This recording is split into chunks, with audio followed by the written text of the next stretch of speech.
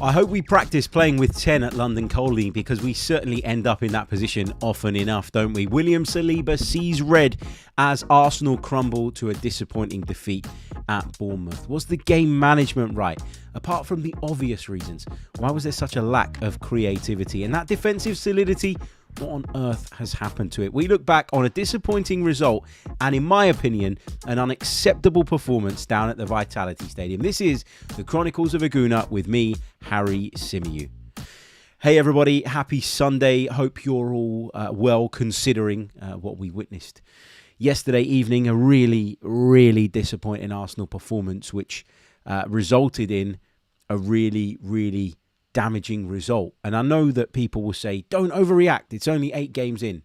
It's only our first defeat of the season. And in the grand scheme of things, I agree with all of that stuff, of course, because it is early days. But we know what it takes to compete with Manchester City. We know that you need to be almost perfect. And we weren't perfect in the first half of last season, not quite close enough to that mark.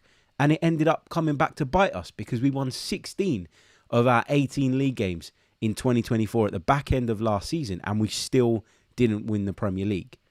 So we know what the standards are, we know where the bar sits, and we know that you simply cannot afford to go to places like Bournemouth and get beat.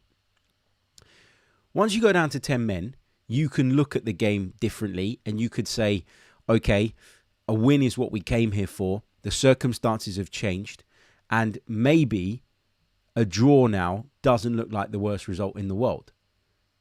And if we had managed to kind of hold out with 10 men away to a very good Bournemouth side and got a point, of course I'd be disappointed, because, as I keep saying, we know what the standards are.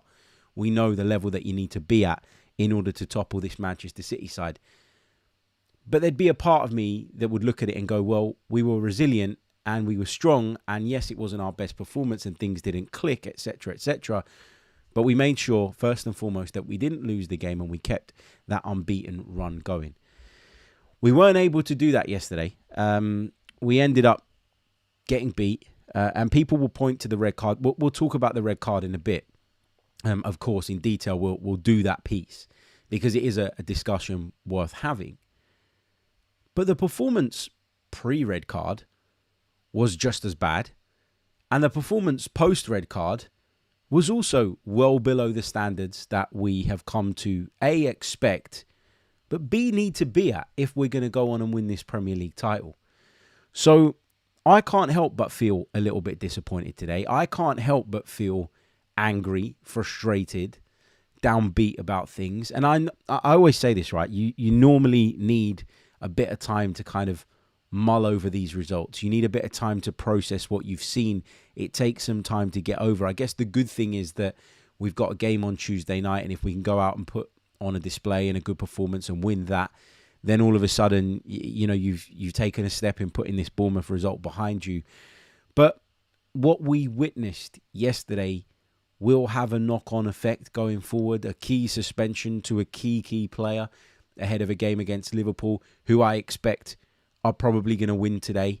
On Sunday morning, I'm recording this. They're probably going to beat Chelsea later on at Anfield. I expect Manchester City to make light work of a Wolverhampton Wanderers side that have really, really struggled. I mean, hopefully I'm wrong and those results don't go that way. But if they do, then it makes this defeat feel a lot worse. And it makes it more impactful in terms of how the title race looks, etc., etc. And again, it's early days and nobody should melt down and nobody should lose their minds. I've seen some suggestions that Mikel Arteta should be sacked online and all that usual crap that comes out. This is our first away defeat, by the way, in 2024, which shows you what a great run we've been on. But, you know, the higher you get, the greater the fall when it eventually comes. And that's where it kind of feels like we're at the moment. Look, on the show, we're going to get into whether or not that result was coming, because I've got a bit of a theory on that. We're going to talk about some individual performances. We'll talk about the key moment, of course, the sending off of William Saliba. A lot of people frustrated by some of the images that they saw of Howard Webb as well, during that decision-making process. We'll touch on all of that stuff. It's going to be an interactive show today as well. I will take plenty of your comments from the live chat, so make sure that you keep them coming. If I could just ask you, though, before we dive right into the thick of things, if you wouldn't mind leaving a like on the video if you're watching us on YouTube, it really, really does help. Also, subscribe to the channel if you're brand new. That helps too. We're almost at 37,000. And once we get to that point, we'll be on the charge towards that 40k target that we want to get to here on YouTube by the end of the season. If you're listening to us on audio, guys, please leave us a review. It really, really does help, particularly on Apple and Spotify. We lost a load of reviews, as I keep telling you guys, when we changed platforms, and that has damaged us in terms of how the podcast looks from the outside in. So, yeah, if you wouldn't mind re-reviewing the podcast, even if you've done it already. If you've done it already and yours is still on there, then it will say review sent and it won't show up. But if you've done it and it's disappeared and you re-review it, then that will come up for us and we'll get obviously the star rating that you put and any comments. And reviews with comments are much more powerful. So if you wouldn't mind leaving a comment, just a few words, I'd be really, really grateful. Okay, let's get into whether or not this kind of result was coming. And the reason I want to talk about this is because there's a part of me that thinks it was. We had an incredibly testing and challenging period. We went to Spurs and we fought hard and we won 1-0. We went to Manchester City, having gone to Atalanta in between those two games and got a decent point. We went to Manchester City and we played brilliantly when it was 11 versus 11, with the exception of maybe the first 15 minutes. We did really, really well in the kind of final half an hour of that first period. It looked like we were in a great position to go on and win the game. And then Leandro Trossard got himself sent off. It was a backs to the wall job for pretty much all of the rest of the game. And we held on until deep into stoppage time. And in the end, I came away from a game that in the build-up, I'd have said a draw would have been a wonderful result, feeling really frustrated and deflated that we didn't manage to get all 3 points. We took the point. And I remember sort of as the days went on, feeling sort of prouder and prouder of what Arsenal had managed to do there, and feeling prouder and prouder of the defensive resilience that we showed. However, we then turned a corner where fixtures-wise, things looked a lot better for us and a lot more comfortable. Leicester at home, Southampton at home, and none of those wins were as convincing as I'd expected them to be. It wasn't really a case of us not creating chances. I think that we did fine in that department. Maybe we weren't as clinical as we needed to be, but the defensive solidity that we displayed in the games prior was just starting to evade us a little bit. Conceded goals, silly goals in my opinion, goals that were avoidable. And you think, okay, well, you know, you're allowed a couple of those a season, and you look at it. It's one of those where you look at it and you go, well, that's what champions do, right? They're not playing great, but they managed to dig out a result. That's what it's all about. And we did that in both of those games. And then you come up against a Bournemouth side that are very well drilled, very well organised, very good at winning possession high. I talked about them in the preview show as a side that like to expose in the half spaces. I talked about the way that they like to build up, and I think a lot of that was on display yesterday, and a lot of that was visible to us. But this is a game where there's no room for complacency. There's no room for, oh, it's Southampton or it's Leicester. I expect those sides to be relegated. There's no room for that when you go to Bournemouth. They're a very, very good side, and that's why there's a part of me that doesn't want to overreact to this result and to this defeat. And I'm not generally, but I do think there are a lot of home truths that need to be said about this performance and this display. And not just what we saw yesterday, but what we've seen in the last few games. Now, I will always factor in the impact of an international break. Because to send a load of players off to various different parts of the world, for them to go and play in different environments, to come back in some cases injured, in some cases tired, in some cases, you know, in a situation where, you know, like Martinelli's come back really late from South America, Big Gabby at the back the same, and they've got to adapt their body clocks and all the rest of it. You know, it's very, very common that after an international break, people aren't quite at their best. So I factored that in when I was sort of looking ahead to this game, and I realised it was a tough one, A, because of Bournemouth and what they're good at and how capable they are, but also B, because of the circumstances around it. But what I saw from Arsenal yesterday, in my view, was unacceptable. This wasn't a team that were just below their normal level, which is, as I say, understandable given the circumstances. This is a team that were miles off of their level. And when the team news broke, I knew that we were in trouble. And I know you're probably sitting there saying, yeah, all right, of course you did. No, genuinely, I knew that we were in trouble. Because I looked at that side. And Raya in goal, fine. Ben White back in at right back. Pleased to see that after a few weeks on the sidelines. The back line was fine for me. And then you moved into the midfield. And we talked at length on the preview pod, didn't we? About whether Mikel Arteta sticks with what's worked in terms of that kind of 4-4-2-ish system. Or whether he tried to, using Mikel Merino, who I said to you in the week was probably ready for that start now, whether he went down that route and just tried to put him in as a Martin Odegaard like for like. And I know that we still go out to press sometimes in that 4-4-2 shape, even when we play with that midfield sort of combination, where it's often Havertz that's pushing and Odegaard steps out of the midfield, doesn't he, to join him and make it a kind of 4-4-2 thing. Merino was doing that. Merino was essentially tasked with doing everything that Martin Odegaard normally does in the team. But guess what? As much as I like Mikel Merino, he's not that player. And I was worried because I looked at that midfield, Merino, Rice and Partey, and I couldn't see a creative bone in any single one of them.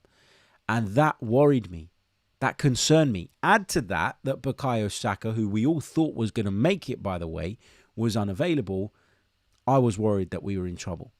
Trossard from the left-hand side, is he as creative as maybe Martinelli can be because of his ability to stretch people? I know Trossard's got plenty of assists to his name, but he doesn't stretch people. He doesn't give you threat in behind. Where Trossard's value is in his ability to ghost infield from those left wing positions and finish chances. But if there's no creativity and there's no ability to make those chances, then is Leandro Trossard as effective? The answer is no. So I was worried by the team selection from the off, and everything that I feared in the build-up to this game, I thought came to fruition. Talked about the slow start. It was a slow start. We lacked cohesion. We lacked creativity. Personally, I mean, I know we brought him in because he can play on both sides. I prefer, and I've always preferred, to see Raheem Sterling operate from the left-hand side rather than the right, but I recognise that one of the reasons that we bought him was because we feel we could do that role as well, and in the absence of Bukayo Saka, that made sense. But I feel a bit for Sterling as well, because he would have been rubbing his hands together when he found out that he was starting. It's not often that Bukayo Saka's not available. He'd have been rubbing his hands together, and obviously he ends up getting hooked as a result of the sending off, which we'll come on to now. I've seen a lot of Arsenal fans take to social media since the game and say, what a joke, pathetic decision, embarrassing decision, everybody's against us, everybody's out to get us, etc., etc. Why are we refereed differently to everybody else? I was one of those people that was beating that drum when I saw Rice sent off for a complete nonsense, when I saw Leandro Trossard sent off for what I believe to be a nothing incident. I can't be that person today, though, because if that was the other way round, I'd have been shouting for Saliba to be sent off. He's the last man. And the way I've grown up watching football for all these years, it's always been a case of if you're the last man and you make what is deemed to be a deliberate foul, then you are in trouble. You are going to get sent off. And I was shocked that the referee didn't send him off at first glance. Shocked. Completely dumbfounded. When it went to VAR, I knew from the beginning that they were going to convert that to a red card. And rightly so. It was a red card. There's no doubt about it. It's a red card. And the reason I say it's a red card is just, if you watch it back very, very closely, it's that little pull that he has on the player. It's that little bit of contact with the arm that makes it a red card. If it's just a tangle of legs, like if the guy spins off you and you start charging forward and you tangle up legs and he goes down, but it's literally you just trying to get back in position, then I would look at that very, very differently as an official. But in this instance, in this case, I don't think the officials have got much choice but to turn this into a red card. I know a lot of people, as I said earlier in the pod, took issue with Howard Webb sort of being seen in the stands. Apparently, he was listening to the officials' feed, probably carrying out some kind of assessment on them. Then people have referred to maybe what he was texting, who he was texting. The truth is, guys, we don't know. So let's not spend an awful lot of time moaning and suggesting that Howard Webb was texting the VAR, telling him you got to send him off, etc., etc. He might have been texting his wife to find out what's for dinner for all we know. Like, I prefer not to waste energy on that, and I prefer not to get wound up and angry by it. What I will say about the Howard Webb thing is that when there's a VAR call like this, and it's not Howard Webb's fault, by the way, and I blame him for a lot, but not this, the cameras pan to him straight away, right? Because they know he's there. They know that he's listening. It's obvious that he is because he's got a wired headset or a wired earpiece in. They pan to him straight away. What I would say is that is a terrible look. In terms of the optics of that, it's really, really bad because it looks like Howard Webb has had an influence on the decision. Has he? Maybe. But can I say that with any degree of confidence? No, I can't. So I prefer to just move on from that. I don't think it's really the question here. William Saliba, for me, has got to deal with that situation better. He doesn't need to make the foul, in my opinion. Let Evanilson run. Try and keep up with him. We know that Saliba's got the speed across the ground to do that. Try and keep up with him. Try and force him wide. Trust in David Raya to make the save. Trust in David Raya to close the right angles, etc., etc. And if you go down to 10 men, William, and I know that we're in a place where we're praising this side generally for all sticking together, but if we go a goal down, you know what you do? You race out of your backline and you go and give Leandro Trossard a piece of your mind, because Leandro Trossard is the real culprit here. Saliba could do better, okay? I'm not going to absolve him of any responsibility whatsoever. But Leandro Trossard plays a diabolical pass in that scenario and puts William Saliba on the back foot at a time where we've pushed high as a team, where Calafiori's gone out left, where Gabriel's squeezed up the pitch. That pass from Leandro Trossard is as bad a pass as you'll see. And yes, Saliba can deal with it better, and I don't think really needs to make the foul. I think he needs to show a bit more experience, a bit of a calmer head, and he needs to just, make the run and try and do what he can in that scenario. But yeah, I think that is a big moment in the game, obviously, but I also don't think that we dealt with it right in terms of the tactical approach post the red card, and I'll come on to that in just a second. I do want to go into the live chat and see what you guys are saying. Psyche says, these players need to fix up. 3 red cards is unacceptable no matter the circumstances. Saliba should have known better. And Trossard, what on earth was that pass? Russ Morgan has referenced an example where Ezri Konsa was only given a yellow on Saka, and he says that we are refereed differently. Look, I'm happy to entertain the argument that says it's a yellow.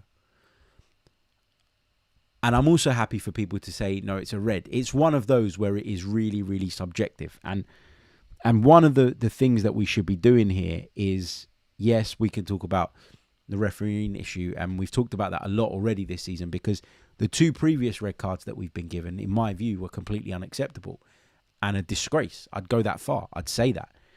In this instance, where there's a debate, I prefer to focus on what we could have done to avoid this. And this isn't a scandal like Declan Rice's sending off was for me. This isn't a scandal like Leandro Trossard's one. This is a defender getting caught and a defender committing a deliberate foul. Therefore, he's been sent off.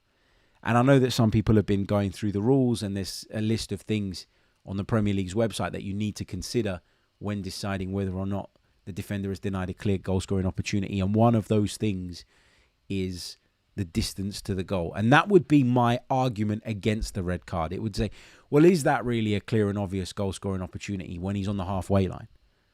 And he's got Saliba running back with him. And he's got Ben White on the cover, who's also pretty quick across the ground when he needs to be.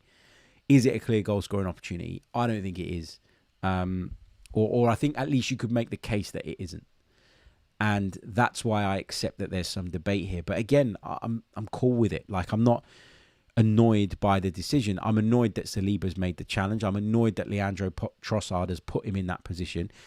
And there's a knock-on effect because, of course, we're now going to be without William Saliba for that game against Liverpool, which is far from ideal. And Mikel Arteta really needs to think about what he's going to do there, because what he did yesterday, bringing on Jakub Kiwior and sticking him in the heart of the defence, well, that blew up in his face, didn't it? So, yeah. But anyway, let's move on to the reaction to that. The reaction to it tactically, for me, was completely wrong. When you're away at Manchester City and you go down to 10 men, if you as a manager say, guys, I can't take the risk. I can't leave us short of a defender. I can't leave us short of a midfielder. I have to sacrifice an attacker. I look at that and I go, fair. Fair game. Might not be what I would do, because I'm a big believer that when you go down to 10, one of the worst things that you can do is invite pressure.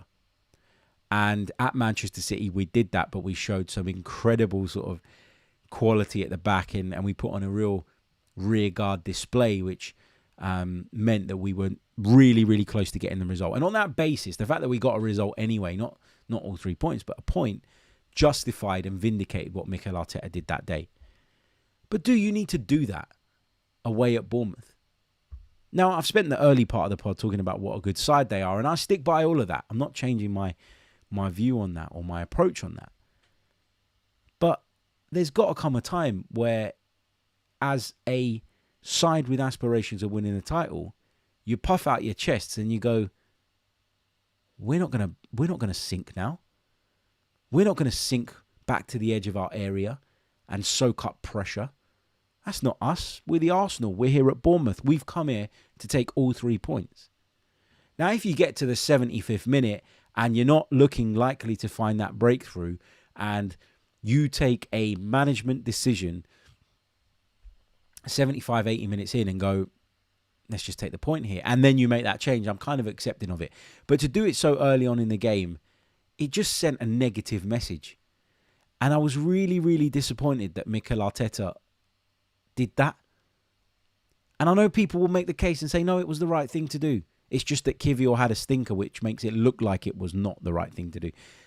But we had no creativity in the team already. And then you took off Raheem Sterling, one of the few players on that pitch that is capable, based on history, of providing a spark and providing a moment. You take him off and you bring on another defender. You weaken us in attack. You have an already imbalanced midfield out there. How did we think this was going to go, would be my question. So I thought tactically we reacted really, really badly to this. Having said that, we did create a chance through Gabriel Martinelli that could have resulted in the conclusion of this game and the outcome of this game being very, very different. Gabriel Martinelli simply has to score. And, you know, there was talk and rumblings about maybe him being back over the last few weeks. I was guilty of that as well. But in those situations, if you want to win the title, guys, you got to be ruthless. You got to be cold-blooded. You got to send that in towards the near post. The way Martinelli approached the ball, he made it so abundantly clear to the goalkeeper what he's doing. He made it so clear that he was going to open up his body and stroke it into the far corner. And what I will say is that if the finish is good enough, you still score doing that. But it wasn't. And off the back of that, we then go on to concede not 1 but 2 goals. And we'll come on to those goals in a minute. But the game could have been very, very differently had we converted that chance. And if we did, then you're talking about another masterclass, defensive masterclass. If Arsenal then go and sit back and soak up pressure and defend really, really well without trying to go forward because they've got the lead and they get out of there with 3 points, you go, 10-man Arsenal, do it again. And the narrative is completely bloody different. But the problem is, guys, we're playing this way. And the reason this can only be a temporary thing is because it's not sustainable. Like, it's not sustainable to be reliant on such fine margins in games of football for you to constantly win. I look at some of the things that I'm seeing right now and I'm worried. I'm worried by that lack of creativity. I'm worried by the fact that that defensive solidity that has been the backbone of everything we've achieved over the last couple of years is dwindling a little bit. I love Riccardo Calafiori, right? And I'm not trying to pick on him, but he is so much more adventurous than a Timber at left back or a Tomiyasu at left back or even a Kivior at left back.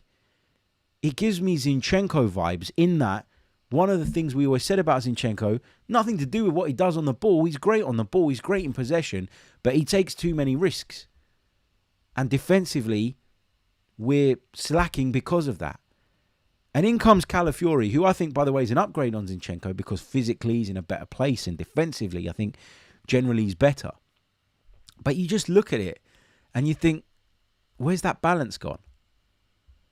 And we're not getting this attacking benefit for playing that way at this moment in time. Like, we're taking more risks defensively, but we're not seeing the benefit at the other end of the pitch.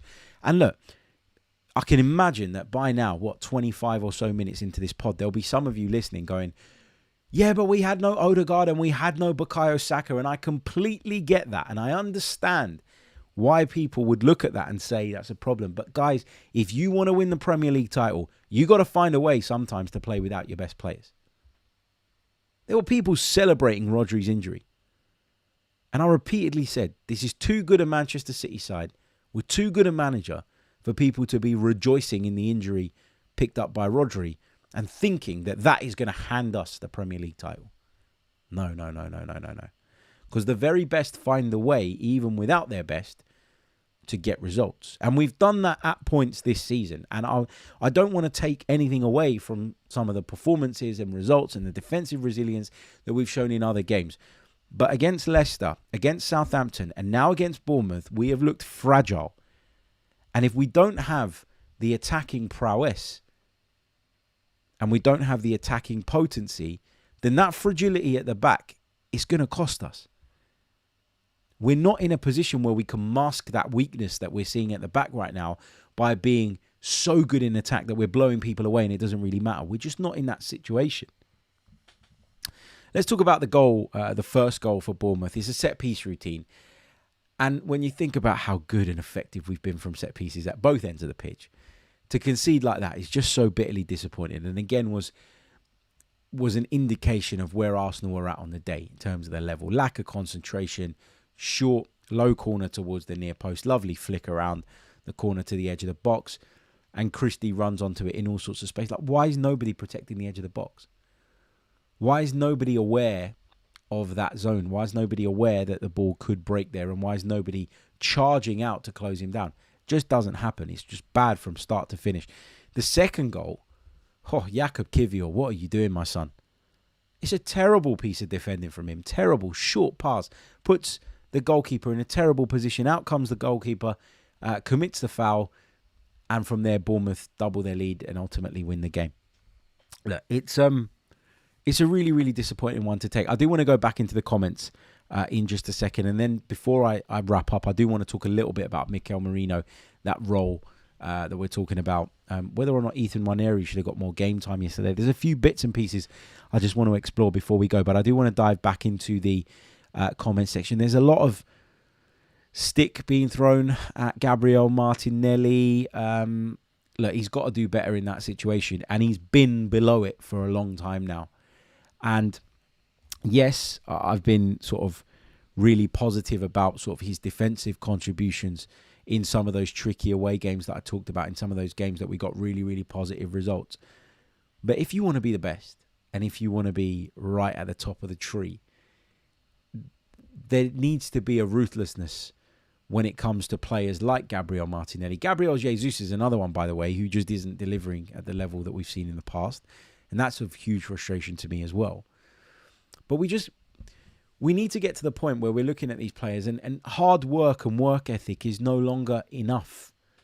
Like, it was enough to challenge. It was enough to be second. It was enough to give a noble and strong account of ourselves. But it wasn't enough to get us over the line. A lack of quality in that area when it really mattered most. And we're at that place now with Martinelli where the end product has to be better. And if it's not, then we need to look at different alternatives.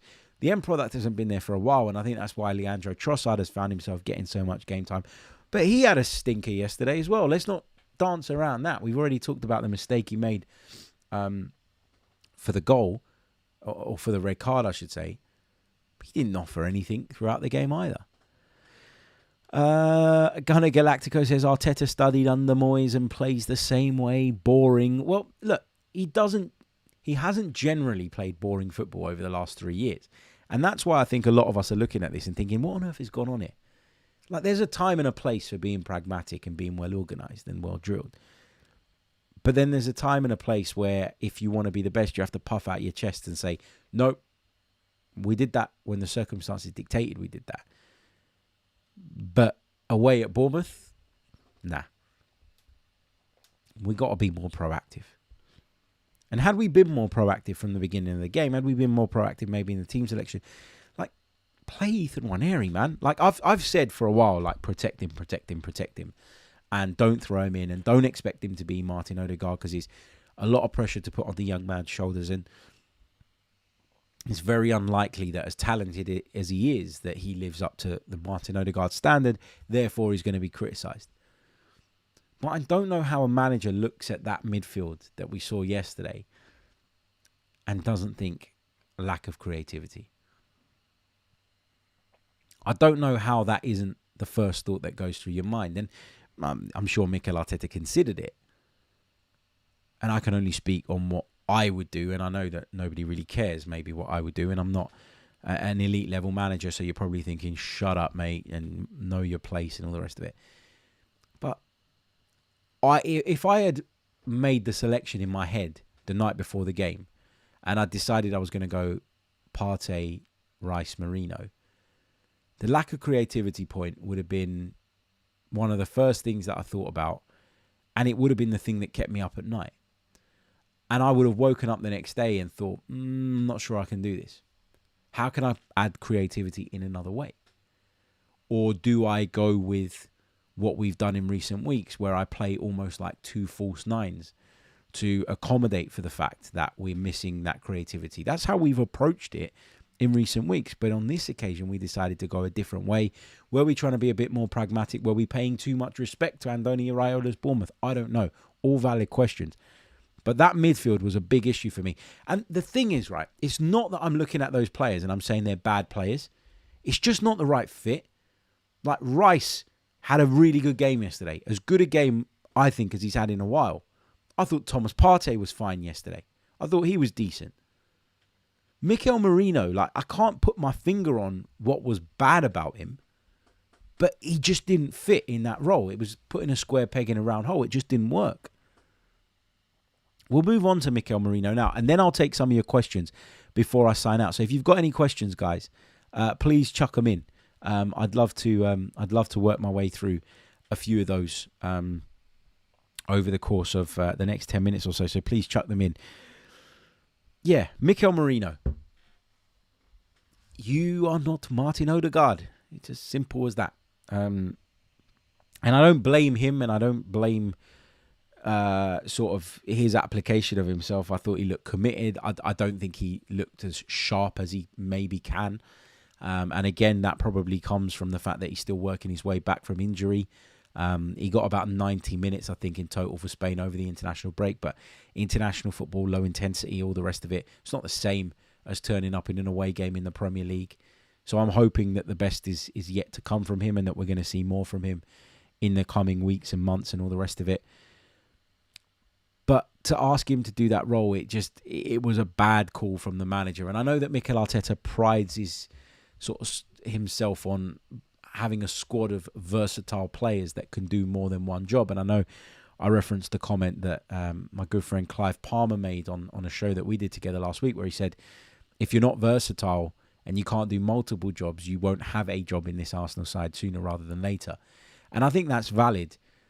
But there's a limit to the jobs that people can do. For example, if you said to me that Mikel Merino was going to play as an advanced eight on the left-hand side, I would say to you that he'd be better suited to doing that. If you said to me that he's going to play a conventional 8 role, I would say that's his best role. If you were saying to me that he was going to have to sit a little bit deeper alongside Partey or Rice and be something between a 6 and an 8, then I would have said that's something he can do as well. The last thing I would have said he can do, other than maybe putting him in the wing, was playing in the Martin Odegaard role, which requires a lot. And when you don't have Saka on the outside of you, you obviously look worse. When you then don't even have Raheem Sterling because we've taken him off, and we've decided to go in a different way, and you're now playing what looks like a really weird, strange midfield shape, how can you expect Mikel Merino to produce what we know the player is capable of? So in that scenario, if you're adamant that you want your creative force to be that guy in that right 8 position, and you're going to give him a bit more license, you're going to use Ben White to protect him a bit, you're going to get Rice and Partey sitting as a double pivot at points in the game in order to facilitate that, then you play Ethan Nwaneri. And we didn't do that. And we went down the Merino route. I know he's the older player. I know he's the experienced player. I know that was one of the big kind of selling points that Mikel Arteta would have used to convince the club to go out and pay for him. Because we heard over the summer that they weren't sure whether they wanted to spend that kind of money on a player of that age and all the rest of it. But that's not how you use him. That's not how you utilise him. And it was really, really disappointed. Right, going to dive into some of your questions, but just a quick reminder that if you haven't done so already, guys, leave a like on the video. There is hundreds of you with me live on YouTube right now. Can't believe I've only got 59 likes on the ball. Come on, guys. There's no reason why we shouldn't have at least 300 or so on the board. So get liking. It really, really does help. Also, subscribe to the channel if you're new. That helps too. Hopefully, we can get to 37,000 very, very soon, and then we can push on towards that 40,000 target that we have by the end of the season. If you're listening on audio, leave us a review and all the rest of it. If you'd like to support the podcast, if you enjoy the content, if you think I deserve it, join us on Patreon, where you'll get access to extra content. We've got an In Focus episode coming to you in the next couple of days. We also dropped a match day reaction piece last night, where I was a lot more frustrated, I would say, than I am today, because time is a healer and all of that. You can check it out. I think a lot of the points are still, the points that I made last night are still valid, but you do look at things differently the next day. So if you want to know how my opinion changed, and should I say changed or developed over the course of the last 24 hours, go over to patreon.com/The Chronicles of a Gooner, sign up, support the podcast. It helps keep the lights on, like literally keeps the lights on. I'd appreciate your love and support. Right, let's do your questions, because there's some good ones in the chat, which is why I love you guys. Gunnar Galactico says, what do you think of the stats that show that Arsenal average almost 60% less forward passes into the final third without Zinchenko and create far less? What do I think of those stats? First of all, I haven't seen those stats, but just based on what you're telling me, I don't think that that's something you should massively read into, because I think you need to find the balance. I think that the beauty of football and what makes the best managers is the team is the ones that can find the right balance. Now, the right balance could be, significantly less forward passes, but defensive solidity, and then the chances that you do make in the final third being a higher quality of chance and you being more efficient in that space. So I think you make a valid point in that Zinchenko was a big creative force for us. And without him, we've had to look for creativity in other ways, in other areas. And without Odegaard and Saka, that diminishes completely, and we're up shit street. And Mikel Arteta probably could do more from a system perspective to generate more of those chances. But it's about finding the right balance. Look, Zinchenko was a liability defensively. There's no doubt about that in my mind. I've never questioned how good he is on the ball, in possession, how creative he is. I've never, ever, ever, ever questioned that, because I think it's undeniable how good he is with the ball at his feet. But you need to think about balance. And yes, okay, that looks like a big difference. Almost 60% less forward passes into the final third. That sounds massive, but we've been really effective over the second half of last season, at the start of this season, by sometimes going more direct, by going over the top, and that would result in less volume of passes into the final third, wouldn't it? Because you're not playing the ball over and over again into the final third, trying to find a hole. What you're doing is you're just going over the top with one pass and you're opening teams up. So I think it's an interesting statistic. I'm glad you brought it up, and I really do appreciate that. I do think, though, it's a bit of a red herring, and it's one that's very open to interpretation. I think you can read that in a number of ways. Let's take this from Paul James, who says, that was Merino's first Premier League start in a game where his team went down to 10 men after 37 minutes. How can you judge him objectively on yesterday's performance? It's a good point. It's a really, really good point. And I just want to be clear that I'm not saying Mikel Merino's a bad player or a bad signing and I don't want him. I'm not saying that for a second. I just think he was sold down the river in terms of how he was utilised yesterday. And I appreciate that the red card skewed things and changed things. You know, we've seen that red cards can change things. We know it better than any other fan base in world football probably right now. But if you use him in the wrong way, then a negative impression is going to develop of him. And that's where managers have a responsibility as well. I know supporters are tasked with getting behind people and getting on board with them and supporting them unconditionally and all that. And I remember we used to have the same conversations about Havertz, didn't we? At the end of the day, when Havertz was being played out of position, he looked worse for it. And we all looked at him and we were all like, not sure if this is the right signing. People were well within their rights to feel that. And that's what's going to happen with Mikel Merino if we keep using him in the wrong way as well. But I agree that we shouldn't judge him too harshly, and you shouldn't be sort of looking at him and saying problem, because that isn't the case. Lots of opinions on that midfield shape and midfield makeup, which I agree with. What have we got here? Gunnar Galactico, just coming back on my response to his statistics, says, agreed about balance, but my God, we are boring and create nothing at all. Spurs are horrible in defence, but scoring goals and winning matches. Come on, man. Don't make the comparison with Spurs. We're Arsenal fans. You just don't do that. But we're in a much better position than them. Come on. Temiola says, what do you think we made a mistake not keeping either of Emile Smith-Rowe or Fabio Vieira? We looked flat and uncreative even before the red card. Completely agree that we looked bad pre and post the red card. Would I have kept them? No, I wouldn't. I don't think any of those two would have made the difference really. And I think that Emile Smith-Rowe would give us quite a bit on the ball. We're seeing that at Fulham. But off the ball, he doesn't give us what Mikel Arteta is looking for. And overall, Mikel Arteta's approach has been really good and really effective. So it's important not to overreact and not to start trying to rewrite history and saying, should we have let this player go or that player go? The reality is, guys, that for 2 years, Emile Smith-Rowe couldn't get in that team. The reality is that Fabio Vieira came in for a big amount of money and just hasn't done it in Arsenal colours. So, no, I'm not going to be revisionist and go back and say we should have kept those guys. I just don't think that's the answer. Sadiq says, what would you have done differently tactically considering the gap in the defence following the dismissal of Saliba? So I'd have played with a back three. I'd have played with Calafiori, Gabriel and White as my back three. I'd have asked my wingers to drop off a little bit and just be a little bit more mindful of protecting those right and left-sided centre-backs. The thing is, when we dominate the ball and when we dominate possession, we do have a back three a lot of the time. And what we do is we use one of our defenders to go into midfield and create a bit of an overload there. So what I would have done was, rather than saying I'm going to take off one of my attackers, I would have just tweaked the role of one of my attackers. And I would have asked that person to get into that midfield and create that overload. And so we'd have maybe not had the same fluency in the way that we build up, but we'd have still had the right volume of attacking players capable of creating a spark on the pitch. And that's the way I would have approached it. And if you see after a period of time that it's not working, that your wingers have been pinned back and they're offering you nothing going forward, then you make the change.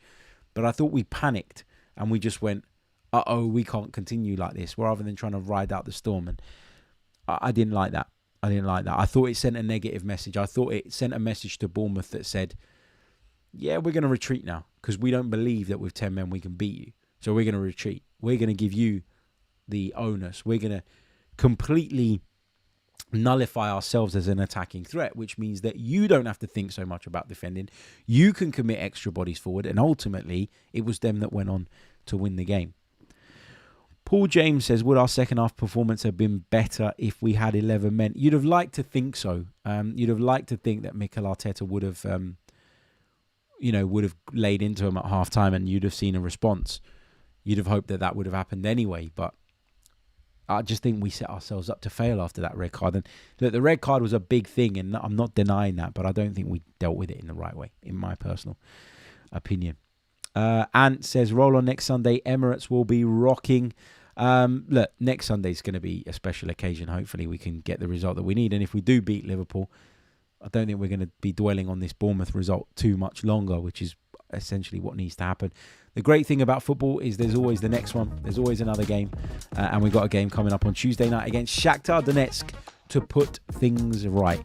Big thank you to every single one of you for joining me, whether it's on the live stream, whether you watch this back on playback, whether you've tuned in via the podcast platforms. Likes, comments, reviews, all of that stuff, much appreciated. Support us on Patreon if you can and wish to. I'd be really, really grateful. Chronicles of a Gooner. Just search it on Patreon if you're already a user. If not, visit patreon.com/the Chronicles of a Gooner. There's extra content there for you to sink your teeth into. And we'll be back tomorrow. We'll be back on Monday with another episode of the Chronicles of a Gooner. Maybe I'll feel a bit better about it. As I said earlier, time is a healer. Thank you so much for joining me. Until the next one, take care of yourselves and have a great Sunday. Let's hope that Liverpool and City drop points. Unlikely, but hey, you can dream. I'll catch you all on the next one. Goodbye.